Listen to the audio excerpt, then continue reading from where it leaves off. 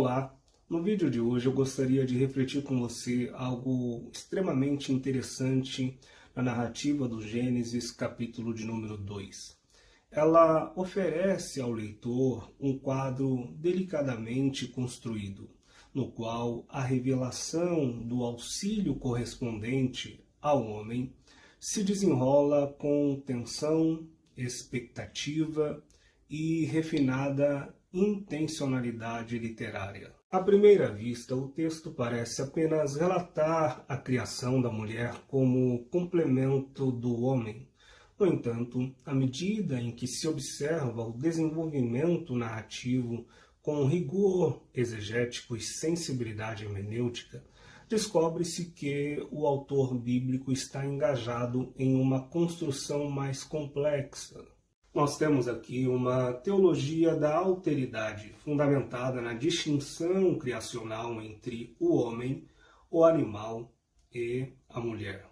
Essa distinção é habilmente desenvolvida por meio de uma linguagem hebraica e das escolhas estruturais do redator.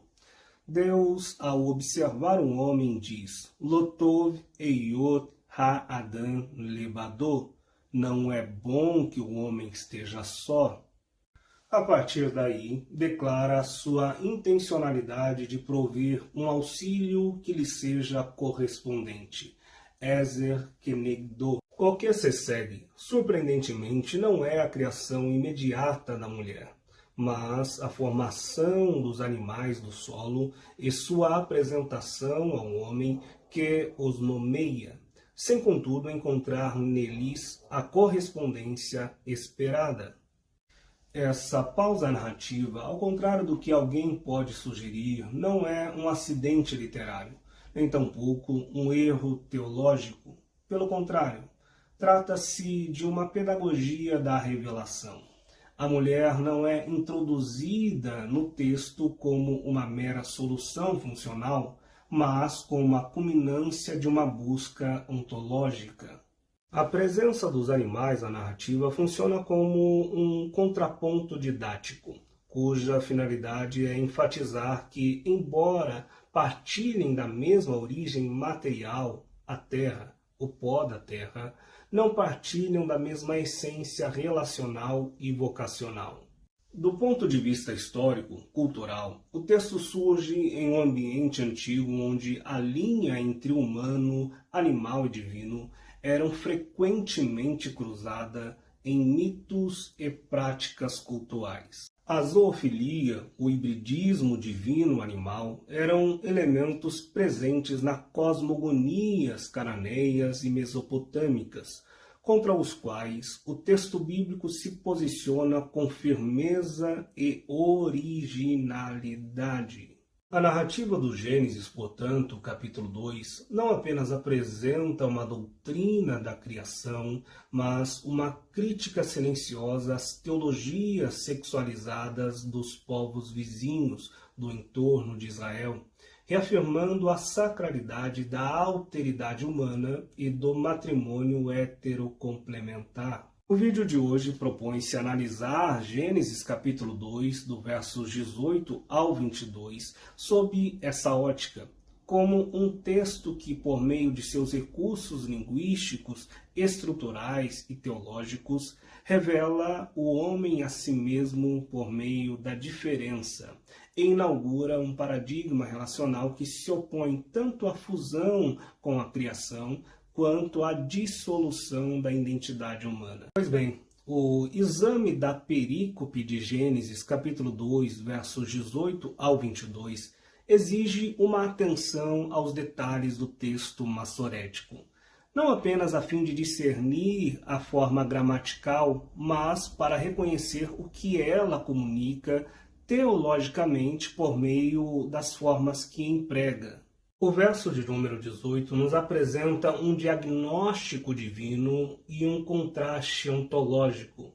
O Senhor diz: não é bom que um homem esteja só. A expressão lotov, não é bom, aparece aqui pela primeira vez em contraposição à cadência de juízos divinos no capítulo anterior. E Deus viu que era bom. Tal contraste não é casual, mas cuidadosamente orquestrado. O autor está inaugurando uma nova tensão. A boa criação encontra aqui incompletude. Então o Senhor declara: farei para ele um auxílio que lhe corresponda. A expressão bíblica Ezer Kenegdo é uma composição rara e rica. O substantivo Ezer pode ser traduzido como ajuda ou auxílio, mas não denota inferioridade funcional ou hierarquia, pois é usado para o próprio Deus em relação ao ser humano. Perceba aqui no Inário de Salmos, número 33, verso 20, o mesmo termo auxílio aparece tendo Deus como sujeito. Quanto a nós esperamos por Yahweh. Ele é o nosso auxílio, o nosso escudo. Ele é o nosso Ezer. Já o termo Kenegdo é uma preposição composta que literalmente significa diante dele, face a face com ele, contraparte, oposto, sugerindo igualdade na diferença. Não é uma duplicação, mas um espelho complementar. No verso de número 19, o modelo é repetido. Homens e animais oriundos do mesmo solo. Veja comigo, Gênesis capítulo 2, verso de número 19. E o Senhor Deus modelou então do solo todas as feras selvagens e todas as aves do céu, e conduziu ao homem para ver como eles a chamaria. Se você voltar no capítulo de número 2,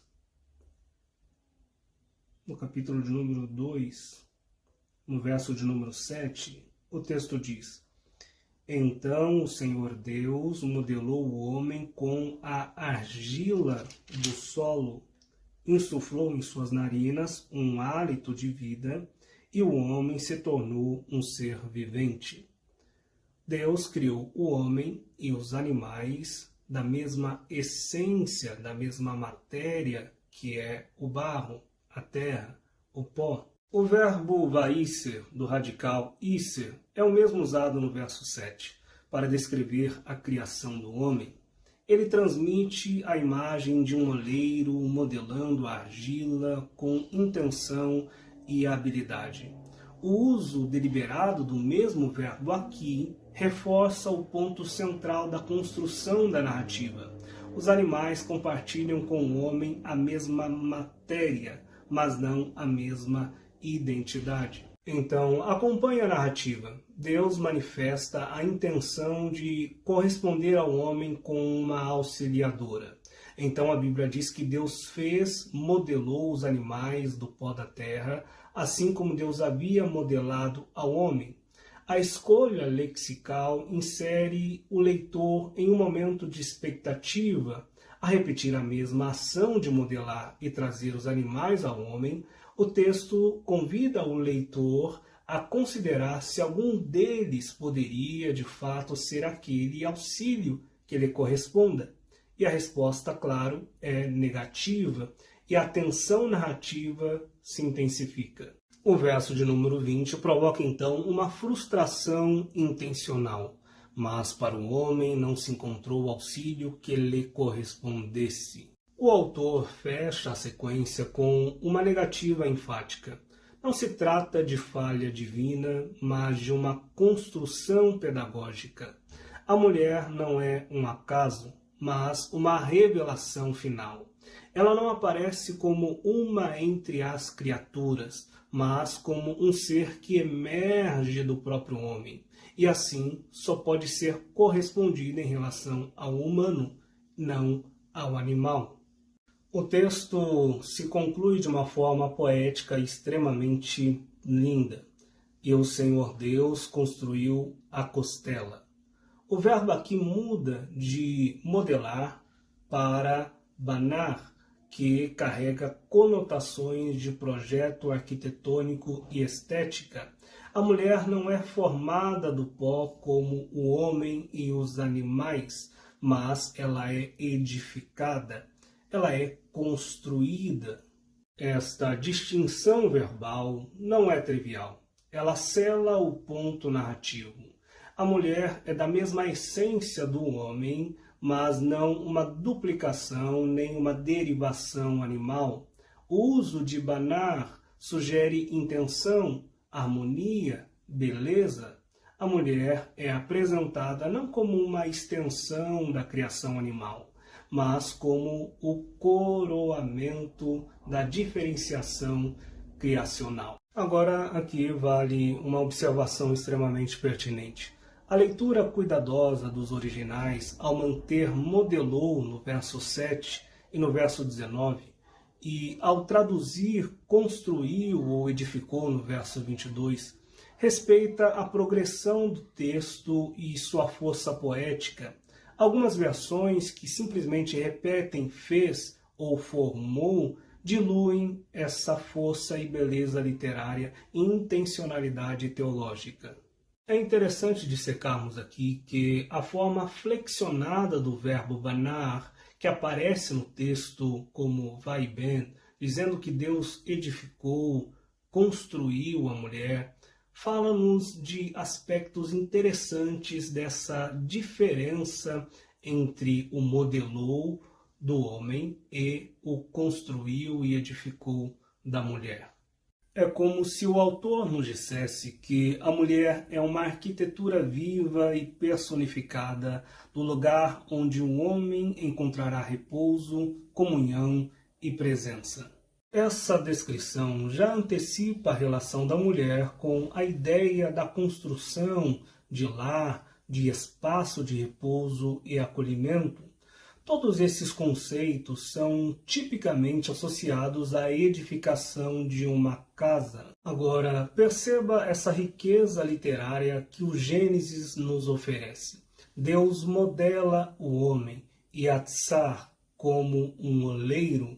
Deus edifica a mulher, e ali aparece o verbo manar, como o arquiteto. A mulher que vem de uma edificação divina tem natureza construtiva. E por essa razão, a mulher sábia edifica o lar, porque foi edificada para edificar. Essa verdade hermenêutica e exegética não apenas honra o texto de Gênesis 2, como também ilumina Provérbios 14:1 com uma profundidade ontológica. A mulher não apenas sabe edificar, mas ela foi edificada para edificar. Paralelo a isso, é importante que a gente perceba qual a intencionalidade, qual o objetivo de Moisés ao compor Gênesis 2 e trabalhar toda essa estrutura gramatical que demonstramos aqui. Não se trata apenas de inaugurar uma teologia da criação, mas também contestar modelos culturais, religiosos, amplamente difundidos nas sociedades que cercavam Israel.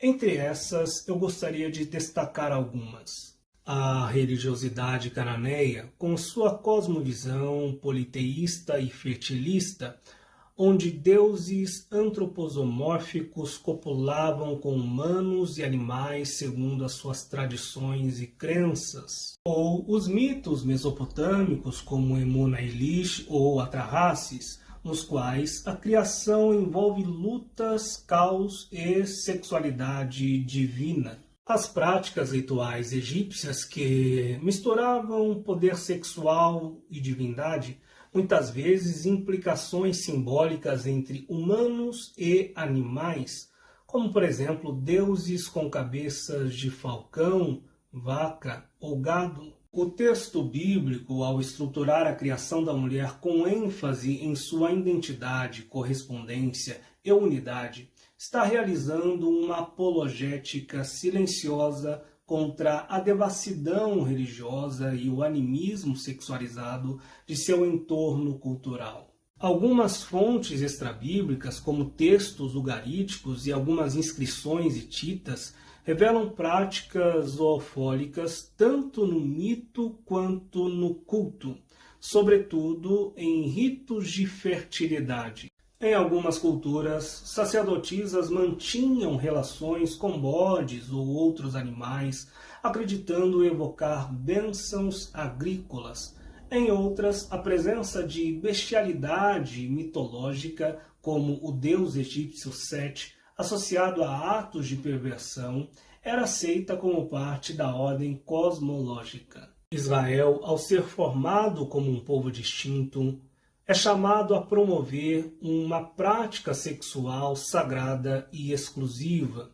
O texto do Gênesis, ao destacar que não se encontrou para o homem auxílio que lhe correspondesse, está fazendo mais do que uma constatação. Está definindo uma fronteira moral, ontológica entre o homem e o animal. Portanto, o arranjo literário que Moisés constrói na estruturação do seu texto é magistral. Ele não apenas ensina, mas corrige. Essa correção é fundamental para um povo que está sendo formado entre as nações, que confundem o sagrado com o bestial, o desejo com o culto e o amor com o instinto. A mesma linha de separação que aparece poeticamente em Gênesis capítulo 2 retorna com força jurídica em Levíticos 18. Nenhum animal te porás para te deitares com ele, é confusão. A palavra hebraica usada aqui é tevel, que significa mistura proibida, confusão de ordem, violação do propósito criacional. Isso não é apenas um código de conduta, é uma defesa de identidade humana como imagem de Deus, algo que os animais, por mais afetuosos ou encantadores que sejam, não podem refletir.